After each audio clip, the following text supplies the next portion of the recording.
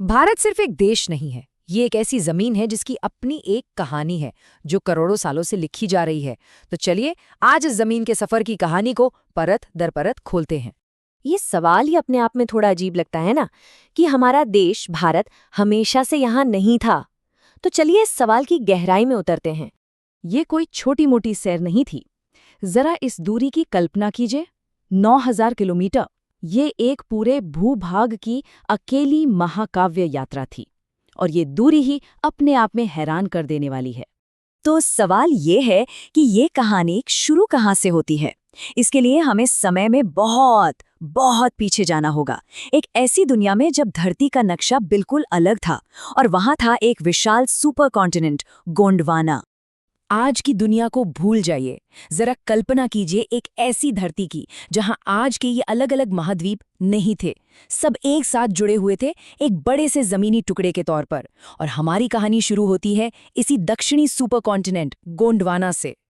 यहाँ देखिए, Bharat, Australia, Africa, Antarctica, ये सब के सब एक पहेली के टुकड़ों की तरह एक दूसरे से जुड़े हुए थे।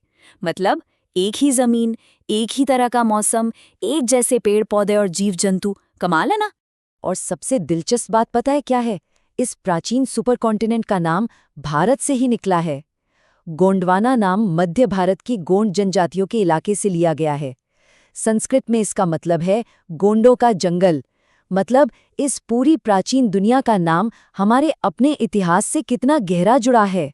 लेकिन करोड़ों सालों की ये शांति हमेशा नहीं रहने वाली थी। करीब 18 करोड़ साल पहले धरती के अंदर कुछ बड़ा होने वाला था। एक ऐसी हलचल जिसने दुनिया के नक्शे को हमेशा हमेशा के लिए बदल कर रख दिया। ये सब हुआ धरती के नीचे उबल रहे मैग्मा की वजह से।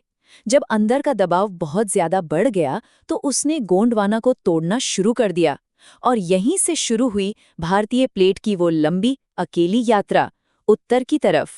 और ये जो सफर था ना, ये कोई शांत यात्रा नहीं थी। अरे ये तो आग, ज्वालामुखी और जबरदस्त भूवैज्ञानिक घटनाओं से भरी हुई थी, जिसने हमारे उपमहाद्वीप को वो शक्ल दी जो आज हम देखते हैं। करीब 15 करोड़ साल पहले की बात है, जब भारत मेडागास्कर से अलग हो रहा था तो जमीन फट पड़ी, जबरदस्त ज्वालामुखी विस्फोट हुए और लावा बह निकला। यही लावा जब परत दर परत जमता गया तो उसने पश्चिमी घाट की नींव रखी। आज जो हम हरे भरे पहाड़ देखते हैं वो दरअसल उसी आग की देन है। और इन पहाड़ों के बनने का असर सिर्फ जमीन पर नहीं हुआ, इसने भारत के मौसम को भी हमेशा के लिए बदल दिया। जी हाँ, मॉनसून। जैसा कि हम देख सकते हैं, अरब सागर से जो नमी वाली हवाएं आती हैं, ये पहाड़ उन्हें एक दीवार की तरह रोक लेते हैं। हवा ऊपर उठती है, ठंडी होती है और फिर दक्षिण भारत में जमकर बरसती है। आज भी हमारे खेत, हमारी नदियां सब इसी भूगोल पर निर्भर हैं। कहानी और आगे बढ़ती है। करीब 6.5 करोड़ साल पहले भारतीय प्लेट अपनी यात्रा के दौरान एक ज्वालामुखी हॉटस्पॉट के ऊपर से गुजरी। हॉटस्पॉट मतलब मेंटल में एक ऐसी जगह जहां से गर्म मैग्मा लगातार ऊपर की ओर उठता रहता है। और इसका नतीजा धरती के इतिहास का सबसे बड़ा ज्वालामुखी विस्फोट। इसी से बना डेक्कन ट्रैप्स, लावा की चट्टानों का एक इतना विशाल पठार जो आज भारत के एक बहुत बड़े हिस्से को कवर करता है। और ये गजब का संयोग है कि ठीक उसी समय जब भारत में ये ज्वालामुखी फट रहे थे, दुनिया के दूसरे कोने में, आज के मेक्सिको में, एक विशाल एस्टेरॉयड धरती से टकराया था। बहुत से वैज्ञानिक मानते हैं कि इन दो महाविनाशकारी घटनाओं ने मिलकर ही धरती से डायनासोर का सफाया कर दिया। तो अब हम इस कहानी के सबसे बड़े, सबसे नाटकीय मोड़ पर पहुंच गए हैं। वो महाटकराव जिसने दुनिया की सबसे ऊंची पर्वत श्रृंखला को जन्म दिया। अपनी मंजिल के करीब पहुंचते पहुंचते भारतीय प्लेट की रफ्तार बहुत तेज हो गई थी, करीब 15 से 25 सेंटीमीटर प्रति वर्ष। अब ये सुनने में शायद ज्यादा ना लगे, लेकिन जियोलॉजी की दुनिया में ये रिकॉर्ड तोड़ स्पीड है। मतलब लगभग उतनी ही तेजी से जितनी तेजी से हमारे नाखून बढ़ते हैं। और फिर 5 करोड़ साल पहले वो 9000 किलोमीटर का लंबा सफर खत्म हुआ। भारतीय प्लेट पूरे जोर के साथ यूरेशियन प्लेट से जा टकराई। एक ऐसी टक्कर जिसने धरती का चेहरा ही बदल दिया। ये कोई मामूली टक्कर नहीं थी। सोचिए, 2 महाद्वीप आपस में टकरा रहे हैं। इस जबरदस्त टक्कर से धरती की ऊपरी परत मतलब क्रस्ट किसी कागज की तरह मुड़ गई, सिकुड़ गई और ऊपर की ओर उठ गई, और इसी से जन्म हुआ दुनिया की छत का, हमारे महान हिमालय का। लेकिन ये कहानी सिर्फ करोड़ों साल पहले खत्म नहीं हो जाती। ये भूवैज्ञानिक इतिहास आज भी हमारे भारत को, हमारे भूगोल को, हमारी जलवायु को और हमारी संस्कृति को हर दिन, हर पल आकार दे रहा है। चलिए देखते हैं कैसे। हिमालय को सिर्फ पत्थर और बर्फ के पहाड़ समझना बहुत बड़ी भूल होगी।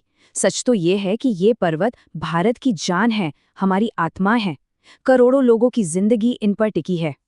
इन्हीं पहाड़ों की गोद से निकलती हैं भारत की जीवन रेखाएं, गंगा, यमुना, ब्रह्मपुत्र, सिंधु। हिमालय के ग्लेशियर्स ताजे पानी के वो भंडार हैं जो पिघलकर इन नदियों को साल भर जिंदा रखते हैं। यही पानी हमारी खेती को सींचता है, हमारी प्यास बुझाता है। सच कहें तो हमारी पूरी सभ्यता इन्हीं नदियों के किनारे फली फूली है। ये नदियां भारत की धड़कन है और इनका दिल हिमालय में बसता है। तो गोंडवाना से लेकर हिमालय तक, पश्चिमी घाट की आग से लेकर डेक्कन के पठार तक और गंगा के मैदानों तक, भारत की जमीन का हर टुकड़ा, हर चट्टान, हर नदी अपने अंदर करोड़ों सालों की एक कहानी समेटे हुए है।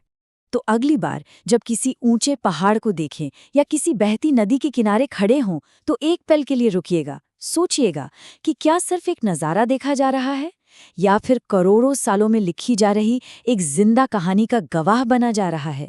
एक ऐसी कहानी जो आज भी जारी है।